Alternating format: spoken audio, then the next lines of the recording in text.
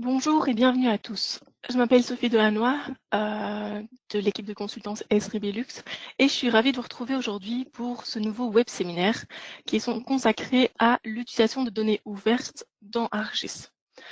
Nous avons la chance d'avoir accès à des données géographiques ou non géographiques qui sont bien complètes et qui sont une source d'opportunités formidables pour le secteur public mais également pour le secteur privé.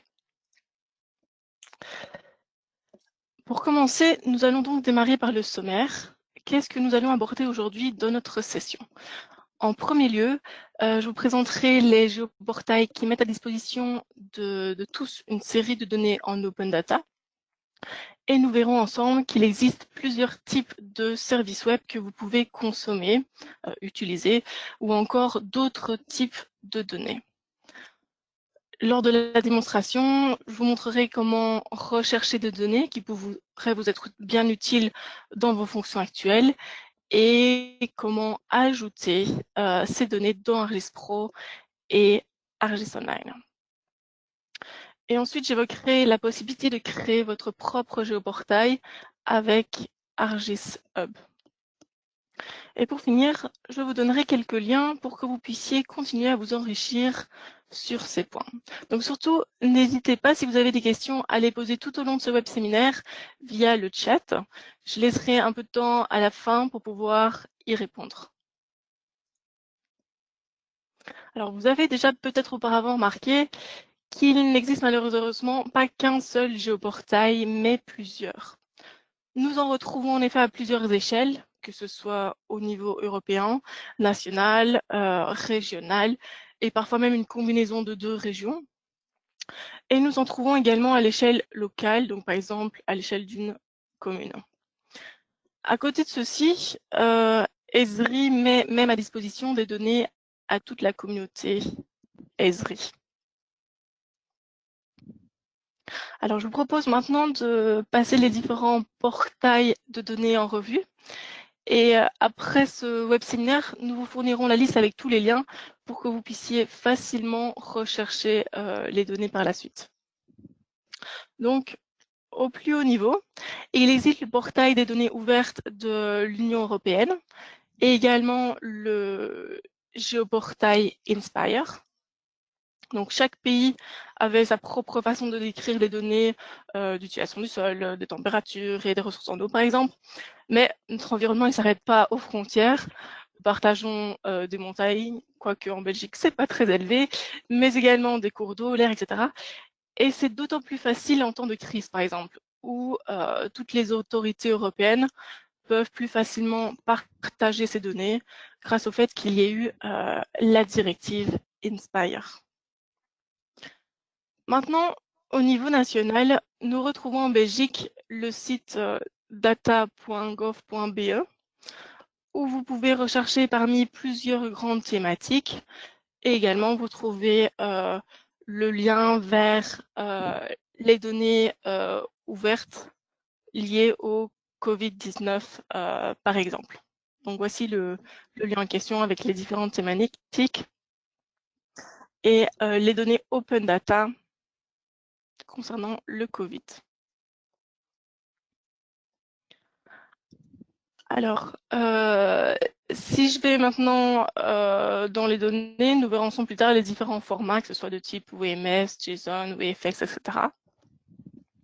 Mais revenons un petit peu ici et n'oublions pas, par exemple, le géoportail des institutions fédérales belges, qui est appelé geo.be, où vous retrouverez entre autres le service pour visualiser les images correspondant aux cartographies topographiques produites par l'IGN, donc l'Institut géographique national. Et vous aurez également accès au service pour visualiser ou télécharger le parcellaire cadastral, toutes les limites administratives et bien d'autres données. Alors, sur le site cartesius.be, vous retrouvez par exemple les plus beaux anciens plans, cartes et photos aériennes de Belgique et d'Afrique centrale. Et si vous cherchez des statistiques, n'hésitez pas à consulter le site StatBel. Alors maintenant, au Grand-Duché de Luxembourg, un beau travail a également été fait pour assembler les différentes données sur le géoportail .lu ou datapublic.lu.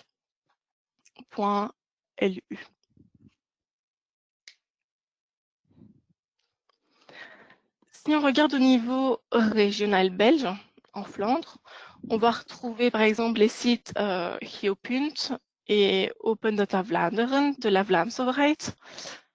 Et maintenant, à Bruxelles, il y a le géoportail de la région Bruxelles-Capitale qui reprend une série de services web, donc que je vais vous montrer. Donc, via les web services comme ceci, vous allez avoir les services d'Urbis, de Bruxelles Environnement, également de Brugis, par exemple, pour tous les sites classés, etc. Les services de Bruxelles Mobilité et les services pour les indicateurs du monitoring des quartiers de l'ASTIP. Alors, il y a également la plateforme datastore.bruxelles qui a été créée dans une stratégie de Smart City.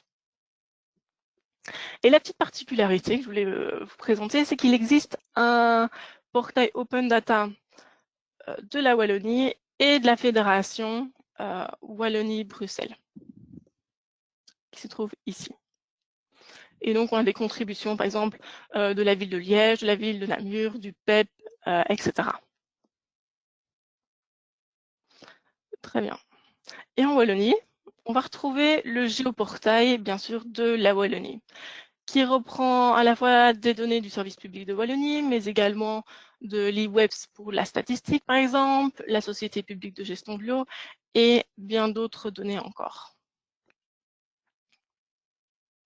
Alors, au niveau local, on a vraiment plusieurs villes telles que Bruxelles ou Namur, Liège ou Anvers qui ont décidé d'ouvrir toutes leurs données, enfin, ou en tout cas une partie de leurs données, et il existe encore probablement d'autres. Et donc, n'hésitez pas à me faire partager le lien de votre portail Open Data via le chat ou justement votre souhait d'en faire un, par exemple. Et donc, c'est toujours un plaisir de voir les réalisations de nos clients.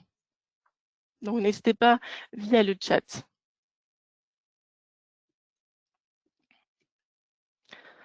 Vous savez également que le Living Atlas d'Esri propose des contenus cartographiques qui sont riches et variés, et ce pour le monde entier.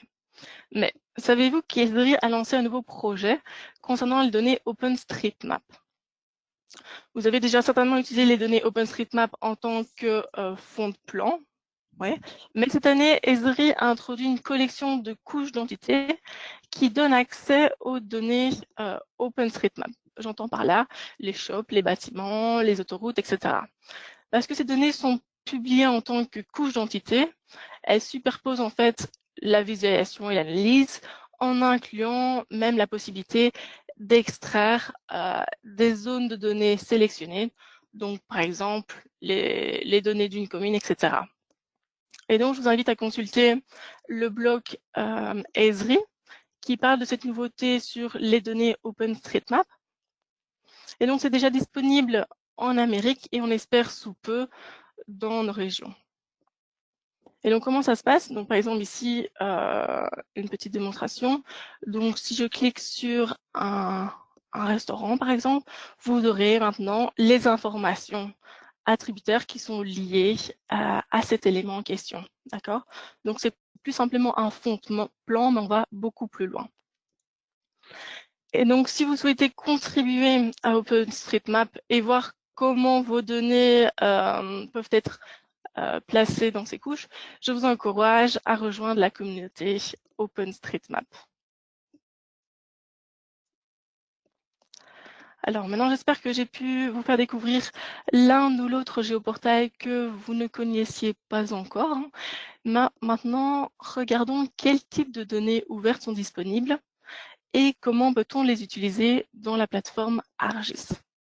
Alors, si je vous dis données, vous pensez par exemple à des données tabulaires sous la forme d'un fichier Excel, CSV par exemple, mais également à des géodonnées qui sont téléchargeables. Donc, vous avez les shapefiles, des fichiers JSON, KML, etc. Et donc, vous avez la possibilité de joindre des données tabulaires, donc la population par exemple, à un shapefile qui représente les secteurs statistiques. D'accord. Mais une fois que vous choisissez de travailler avec des données téléchargeables, vous êtes confronté au problème de la mise à jour de ces données. Il vous sera nécessaire de les retélécharger tous les X temps pour obtenir la version la plus récente. Donc c'est sur ce point que j'enchaîne alors avec le troisième type de données disponibles. Ce sont les services web. Et donc la bonne nouvelle, c'est que tous ces types de données que je vous ai présentés sont utilisables dans toute la plateforme ArcGIS, que ce soit au niveau d'applications bureautiques, donc avec ArcMap ou ArcGIS Pro, ou bien dans le web avec ArcGIS Online ou ArcGIS Enterprise, et même dans vos applications mobiles. Donc ça, c'est une excellente nouvelle. Alors, maintenant, je venais de vous introduire le concept de service web. Et en premier lieu, on peut se poser la question, mais qu'est-ce qu'un service web? Donc, un service web permet à un client, par exemple ArcGIS Pro ou ArcGIS Online, d'utiliser via l'Internet un service disponible sur un serveur. Alors, le service lui-même peut être la fourniture de données, ce qui est le plus fréquent, ou bien pour exécuter des calculs, donc faire des géotraitements, etc.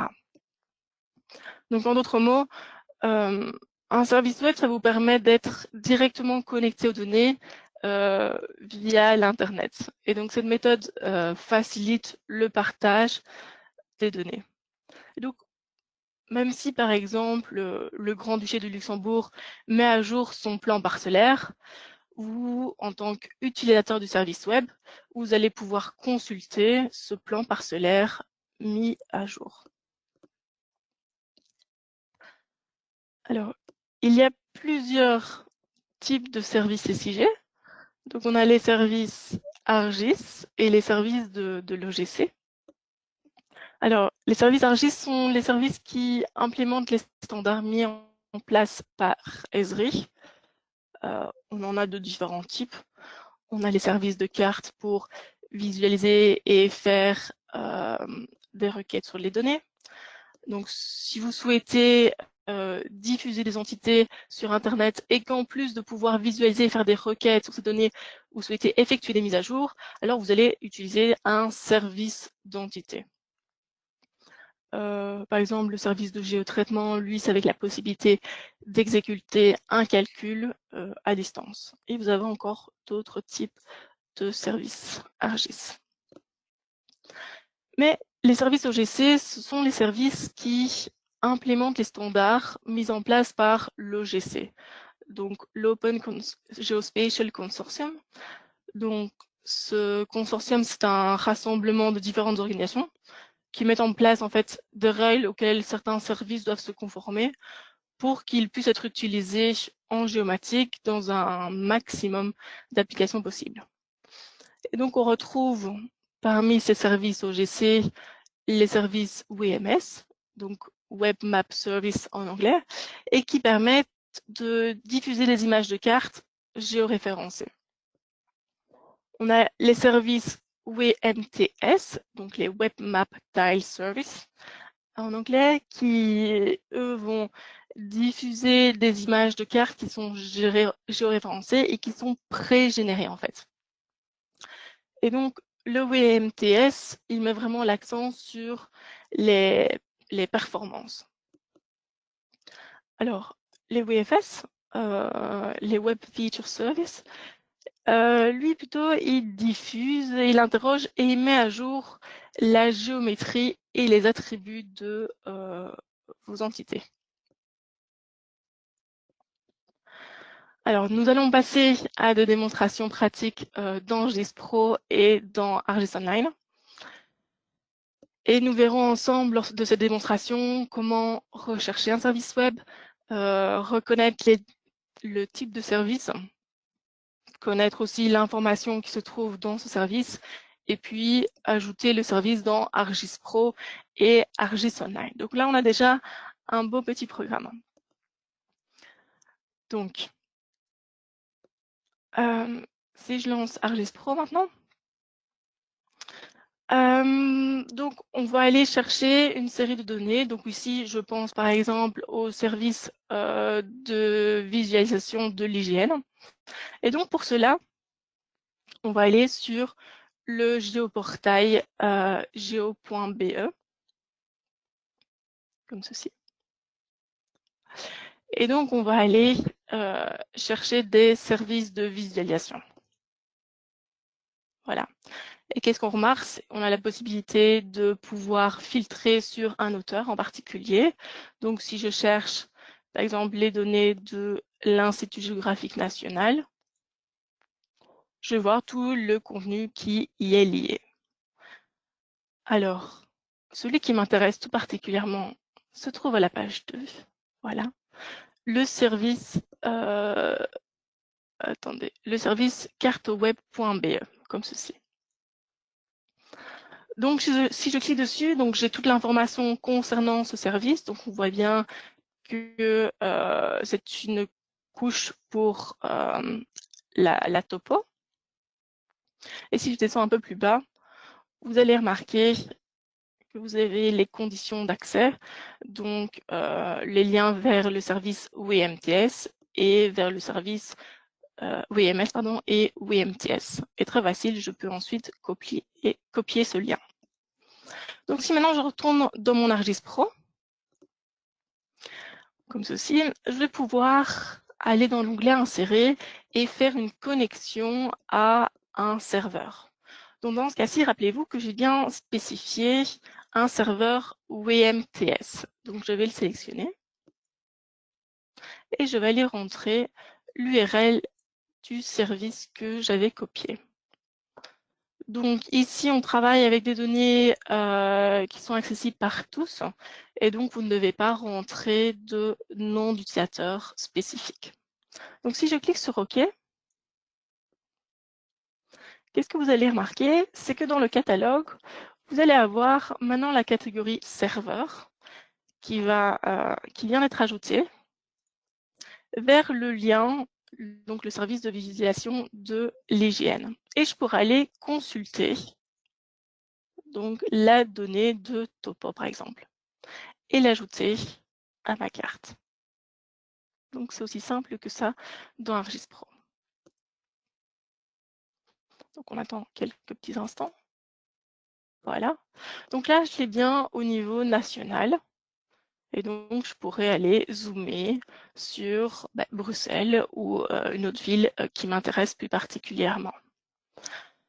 Alors, ce qui est intéressant dans ArcGIS Pro, c'est que vous avez la fonctionnalité d'ajouter un service dans vos favoris, donc comme ceci. Et donc, comme ça, vous pourrez plus facilement le retrouver par la suite dans votre projet. Donc, je vois qu'une copie du fichier de connexion a été placée dans le dossier favori. Donc, si maintenant je me rends dans le dossier, dans l'onglet favori, je vais pouvoir retrouver mon service de visualisation WMTS que je viens de ajouter. Alors, comme ceci, c'est pour pouvoir l'utiliser seulement dans le projet, mais si vous voulez que cette connexion soit ajoutée dans tous les nouveaux projets que vous réalisez en ArcGIS Pro, par exemple, vous n'avez qu'à cliquer sur « Ajouter au nouveau projet ». D'accord? Donc là, c'est une chouette fonctionnalité d'ArcGIS Pro. Alors maintenant, ce que je vous propose, c'est qu'on va aller chercher un peu des données sur le géoportail de Bruxelles. Alors, je vais aller reprendre la page en question, comme ceci. Donc, vous avez un catalogue qui vous permet de consulter l'inventaire des données géographiques, donc soit par thématique ou par type de ressources, donc c'est très bien fait. Ou vous avez une autre méthode d'aller directement dans l'onglet Service web, par exemple, pour aller rechercher les différentes données. Alors, moi, je vais m'intéresser ici sur les biens classés par exemple, les pôles de développement prioritaires. Et donc, toutes ces données-là, je vais les retrouver sur le site Brugis. Et maintenant qu'on a vu les services WMTS, je vous propose de prendre un autre type de service pour vous montrer les fonctionnalités plus particulières à ce service-là. C'est le service WFS, donc Web Feature Service. Alors, on va aller le copier. Et je vais retourner dans mon ArcGIS Pro. Donc maintenant, je vais pouvoir rajouter une connexion à ce serveur WFS, comme ceci. Et je vais pouvoir copier le lien. Mais qu'est-ce que vous allez remarquer? Vous allez remarquer que parfois, vous allez trouver des liens vers des services, mais qui ne sont plus à jour. Et donc, de cette façon-là, la meilleure façon que vous pouvez faire, c'est d'aller vérifier si l'URL fonctionne bien correctement. Donc, pour ceci, je vais aller ouvrir une nouvelle fenêtre dans mon navigateur et aller mettre le lien. Donc, qu'est-ce que je remarque? Je remarque dans ce cas-ci que la page n'est plus accessible. Donc, ne vous inquiétez pas, si Brugis a mis à jour à un moment donné des données, c'est que possiblement, peut-être que l'URL a changé. Et donc, on va aller rechercher les données sur le site en question. D'accord? Donc vraiment, si un URL ne fonctionne pas, allez directement vers l'entreprise ou le service qui a publié ces données. D'accord? Comme ça, vous êtes bien sûr. Alors, une fois que je suis sur Brugis, d'accord, je vais pouvoir aller consulter l'ensemble des services web qui ont été mis à disposition ici. Donc, ce qui m'intéressait, moi, c'est d'avoir le WFS. Je vais pouvoir alors sélectionner donc ces différentes versions. Je vais sélectionner la version la toute dernière. Et si je regarde maintenant, j'aurai bien donc l'URL de mon service WFS. Vous voyez bien comme ceci, WFS, qui fonctionne bien correctement, puisqu'ici j'ai bien une réponse vis-à-vis de cette URL. Donc je pourrais la copier et la mettre dans ArcGIS Pro. Donc je réeffectue l'opération, ajouter une connexion au serveur WFS, comme ceci. Et donc, sans surprise, maintenant, l'URL fonctionne correctement et je pourrais accéder à la multitude de données qui sont disponibles. Vous voyez? Alors, par exemple, donc on a les arbres remarquables, on pourra avoir les bâtiments, des axes structurants. Moi, je vais prendre les biens classés ou en sauvegarde. Donc, la bonne nouvelle dans ArcGIS Pro, c'est que vous pouvez insérer plusieurs cartes dans votre projet. Donc, je vais ajouter la donnée dans une nouvelle carte, comme ceci. Un petit instant. Voilà. Et donc là, vous avez tous les biens classés sur le territoire bruxellois. Je pourrais également rajouter une donnée qui peut être intéressante, le pôle de développement prioritaire. Alors, vous voyez qu'il y a pas mal de données. Pôle de développement prioritaire comme ceci, et je l'ajoute à la carte actuelle. Ok, donc là on voit clairement quelles sont les zones de développement prioritaire à Bruxelles. Alors maintenant que je travaille avec un WFS, donc ça vous pouvez à tout moment aller vérifier dans la source des données. Vous allez voir l'URL qui est utilisée.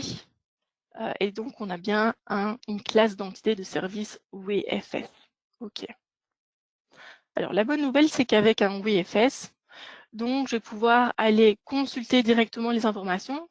Et ici, je zoome sur un site, un très beau site, qui est le palais de Stockley.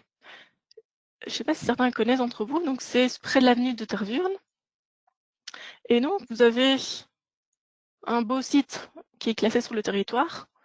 directement depuis l'Avnettervirn et que vous pouvez ici consulter toutes les informations qui y sont liées. Je pourrais également ouvrir la table attributaire en question, comme ceci, et pouvoir réaliser une série de sélections. Alors, avec un WFS, ce qui est plus pratique que par rapport à un WMS ou un WMTS, vous pouvez réaliser une série de sélections et les exporter. Donc, comme ici, le palais de Stockley sur l'Avnettervirn qui est fortement intéressant, je peux aller sélectionner la donnée et pouvoir dire je vais aller l'exporter vers mes données ici, par exemple en local. Donc pour ceci, je vais utiliser l'outil de géotraitement classe entité vers classe entité, où je vais aller mettre comme input les biens classés sélectionnés, les mettre dans ma géodatabase par défaut, et je vais aller l'appeler le palais de Stockley. De cette façon-ci, j'aurais pu extraire les données d'un service WFS pour les avoir dans ma propre base de données, vous voyez? Donc ceci, c'est bien pratique. Alors, ce que je vous propose maintenant de faire, c'est d'aller utiliser la plateforme ArcGIS Online maintenant pour pouvoir ajouter vos propres données. Donc pour ceci, je vais aller dans l'onglet Carte.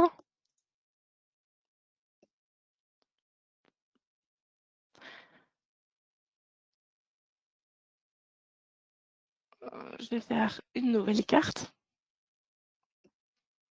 Voici. Donc là, je pars d'une page vierge.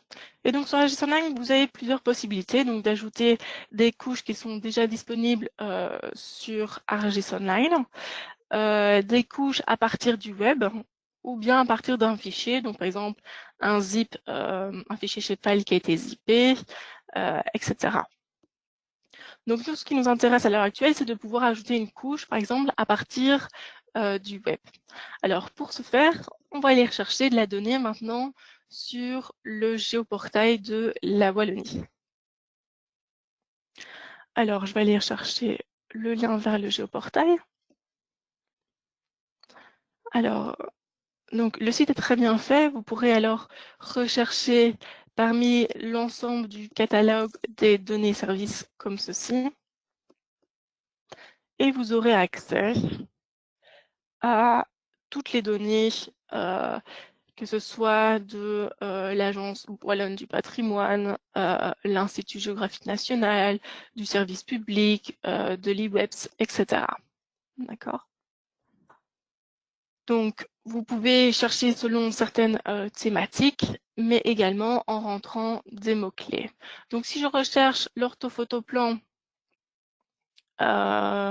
de 2019, ou bien la toute dernière, qui a été publiée par le service public de Wallonie, je peux accéder à sa fiche descriptive.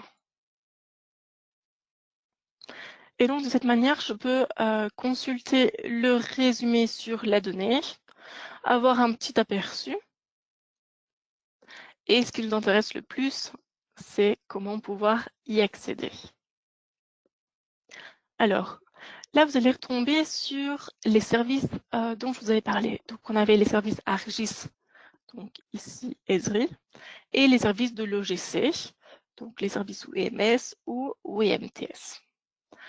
Là maintenant, on n'a pas encore ajouté de service ArcGIS ensemble, donc je vous propose de plutôt copier le service de visualisation Esri. Donc je copie l'URL et si vous regardez, si je le colle dans la fenêtre de mon navigateur, je vais avoir toute une série d'informations qui sont liées à ce service. C'est-à-dire, quelle est la référence spatiale en question, quels sont les différents niveaux de détail qui ont été utilisés pour créer ce service, etc. Donc, n'hésitez pas à aller consulter ces informations. Alors, une fois que vous avez accédé au service, vous pouvez revenir un peu plus en arrière même et voir quels sont tous les services du SPW concernant l'imagerie. Et vous allez voir ici que vous en avez une panoplie, donc que ce soit pour les anciennes orthos. Et donc, moi, ce qui m'intéresse, c'est d'avoir la dernière orthophotoplan. Donc, quel est l'avantage d'utiliser ici le lien OrthoLast? C'est-à-dire qu'automatiquement, chaque année, le service public de Wallonie va republier les données sur ce service-là. Donc, vous ne devrez pas utiliser en 2015 ce service-ci, en 2016 celui-ci, en 2017 celui-ci. Non, prenez directement le lien vers l'OrthoLast. Et donc, je pourrais copier l'URL, donc c'est un service ArcGIS, pour aller retourner dans ma carte sur ArcGIS Online. Et je pourrais l'insérer à partir du web. Alors, de nouveau, comme dans ArcGIS Pro, vous pouvez ajouter un service web ArcGIS Server, ou IMS, ou MTS, etc. Donc, à vous de choisir le bon type de serveur. Je vais copier l'URL précédemment. Et ici, vu que c'est une orthophoto, je peux décider de l'utiliser ou non comme fond de plan, ce qui est bien le cas. Donc, je vais l'ajouter en tant que couche. Et automatiquement, je me retrouvais en Lambert 72 avec mon orthophotoplan qui est bien précise pour toute ma région wallonne. OK. Alors, si maintenant on va rechercher, par exemple, une autre donnée, on pourrait avoir, je ne sais pas moi, le patrimoine des biens classés de nouveau.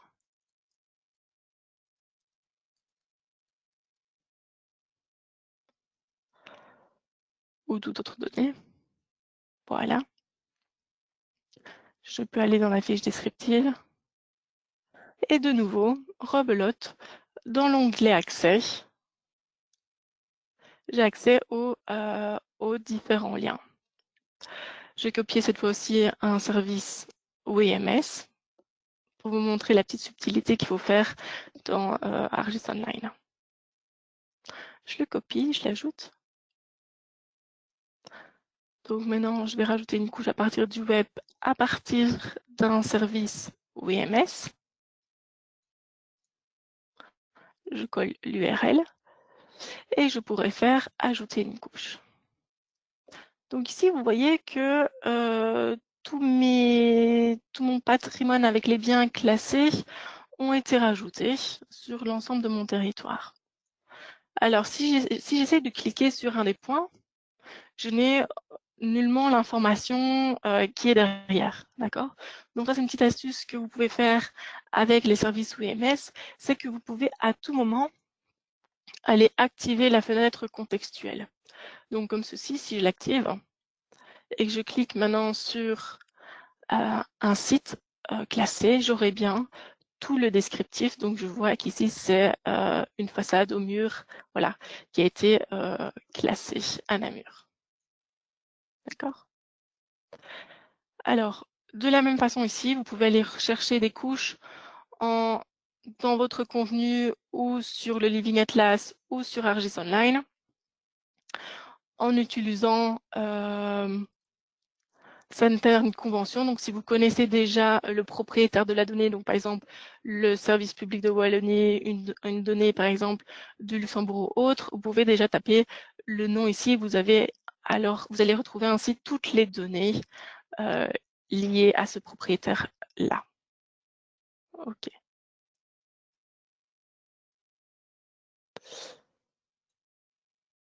Oups. Petit instant.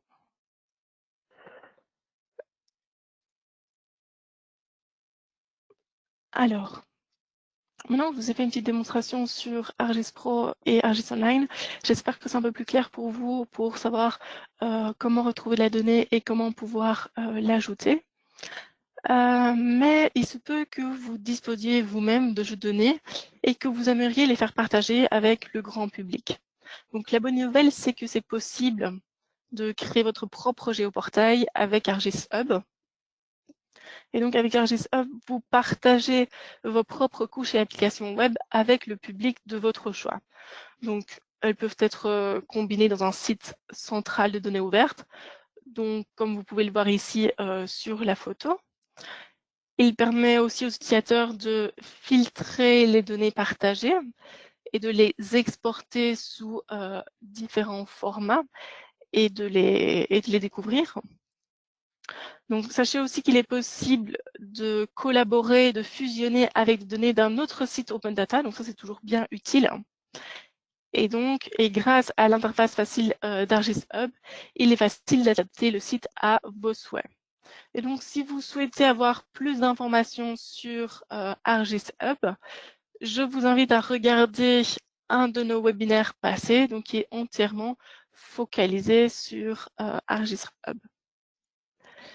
Et ici, vous allez retrouver une série de liens bien utiles pour savoir qu'est-ce qu'un service web, comment l'ajouter dans ArcGIS Pro ou dans ArcGIS Online, comment accéder au Living Atlas par exemple, allez redécouvrir le blog d'Esri sur OpenStreetMap, donc n'hésitez pas à suivre le blog. Et un lien qui peut vous être intéressant peut-être, c'est comment, avec ArcGIS Hub, fédérer les données avec d'autres catalogues externes. Donc ici, vous avez tous les liens, n'hésitez pas à aller les consulter. Alors, nous voilà arrivés à la fin de ce web séminaire.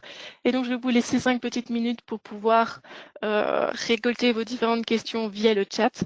Et je vous retrouve dans 5 minutes, le temps de parcourir les questions. Donc, à tout de suite.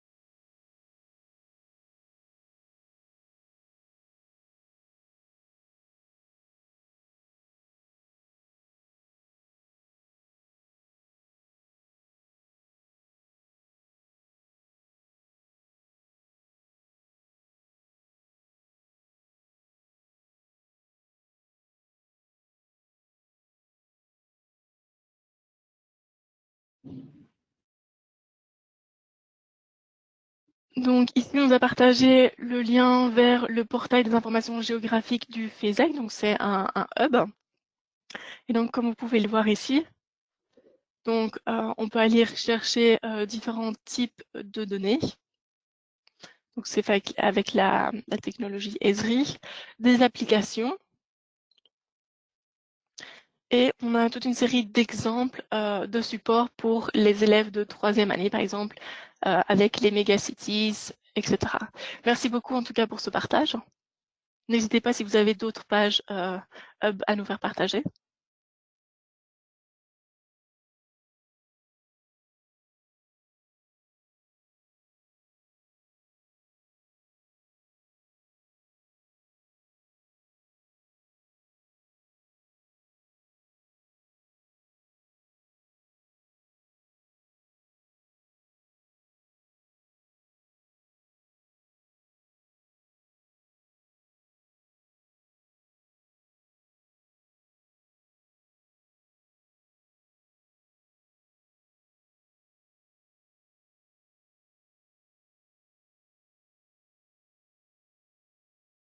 Alors, un élément que je pourrais également ajouter, c'est vis-à-vis des services WFS.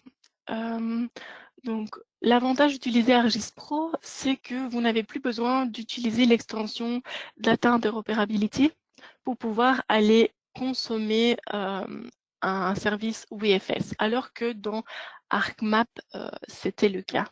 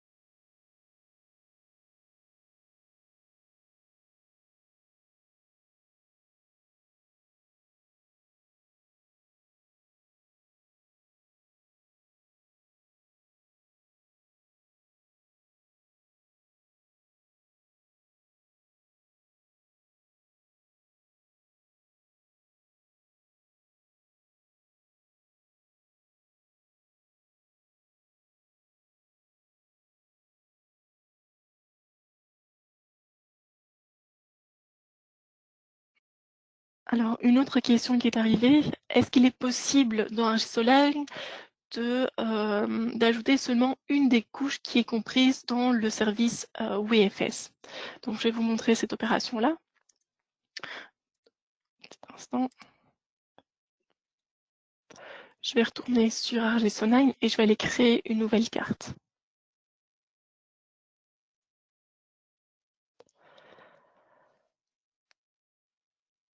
Je vais aller chercher, je vais aller reprendre le service web que j'avais utilisé pour Bruxelles, par exemple, comme tout à l'heure, pour vous montrer les sites classés.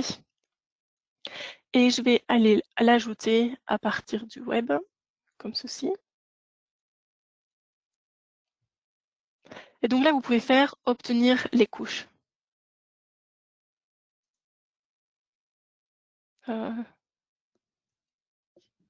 Ah oui, non, pardon, dans celui-ci, j'en avais qu'une seule couche. J'ai peut-être dû prendre, j'ai pris le mauvais service. Mais logiquement, il n'y a pas de souci. Vous pouvez, je vais essayer de réessayer avec un autre service où il y avait plusieurs couches qui étaient contenues. Vous pouvez aller ajouter un à un vos couches qui sont comprises dans un WFS.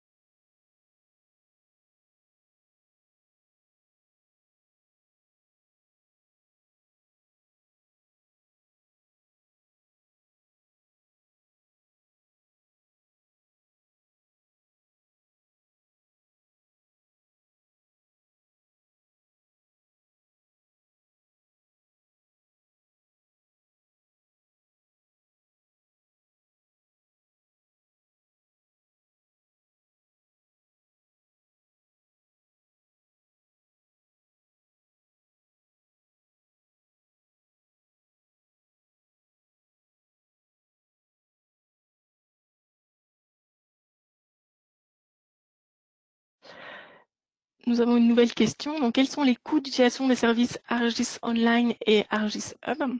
Donc, il faut savoir que si, par exemple, vous avez une licence ArcMap ou ArcGIS Pro qui est sous maintenance, vous avez automatiquement accès à un nom d'utilisateur sur la plateforme ArcGIS Online.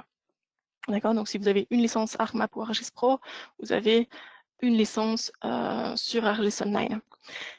Et donc, quels sont les coûts d'utilisation? Là, à ce moment-ci, c'est lié à votre maintenance. Mais si vous le souhaitez, vous pouvez toujours racheter des utilisateurs supplémentaires. Donc, tout dépend de ce que vous souhaitez effectuer sur la plateforme ArcGIS Online. Donc, c'est-à-dire, est-ce que vous souhaitez seulement consulter l'information? Est-ce que vous souhaitez pouvoir éditer, etc. Donc, selon le type de profil, vous allez acheter des utilisateurs supplémentaires. Alors, ArcGIS Hub, elle est compris avec la version basique est comprise avec ArcGIS Online. Alors, comment est-ce que vous pouvez y accéder? Donc, si je reviens vers ma page ArcGIS Online de mon organisation, vous allez voir qu'ici, donc j'ai toutes les applications auxquelles j'ai accès. Bon, il se peut très bien que vous en ayez moins, mais vous avez justement le hub qui est disponible. Voilà.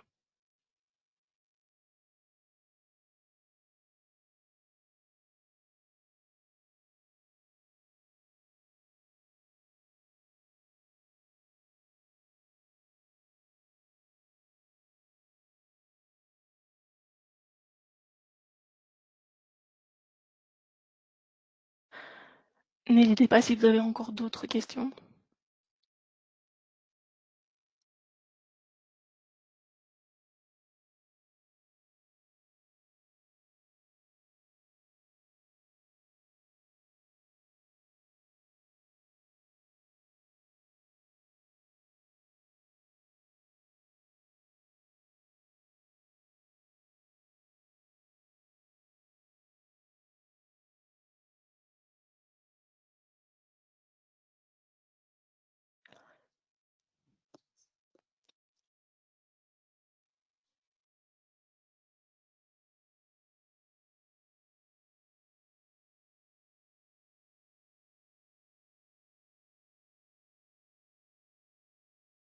Je vais dès lors clore ce web séminaire et je vous souhaite une très belle journée et je vous retrouve une prochaine fois pour un nouveau web séminaire. Bonne journée à vous.